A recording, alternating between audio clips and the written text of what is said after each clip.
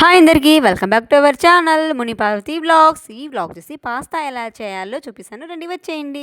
ముందుగా అయితే మనం పాస్తా ప్యాకెట్ తీసుకొని అందులో ఉన్న పాస్తాని ఒక బౌల్లో వేసుకొని అందులో వాటర్ వేసి స్టవ్ మీద పెట్టేయాలన్నమాట. అది ఉడికిన తర్వాత ఒక ప్లేట్లో తీసుకోవాలి.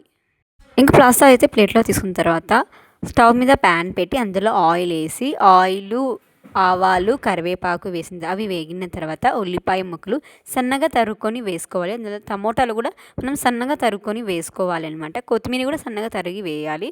అవి బాగా అవి వేగేంత వరకు మనం కలపాలి అనమాట, కలుపుతూ ఉండాలి.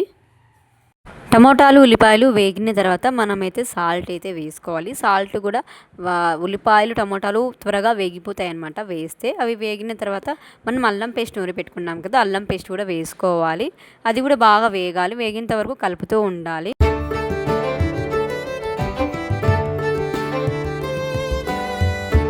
ఇంకా వేగిన పసుపు అయితే వేసుకోవాలి. పసుపు కూడా బాగా కలపాలి.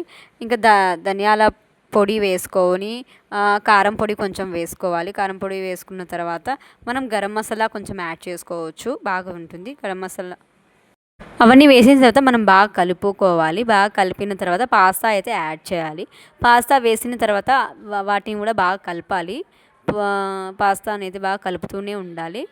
అటు ఇటు కలుపుతూనే ఉంటే మనకి ఉంటుంది. ఇంకా పాస్తా మసాలా అయితే మనం వేయాలి. పాస్తా మసాలా మేమైతే 1 ప్యాకెట్ పాస్తా మసాలాకి ఒక 2 ప్యాకెట్స్ అయితే వేసాము. ఇంకా పాస్తా అయితే రెడీ అయిపోయింది. మా వీడియో మీకు నచ్చినట్లయితే లైక్ చేయండి, షేర్ చేయండి, సబ్స్క్రైబ్ చేసుకోండి.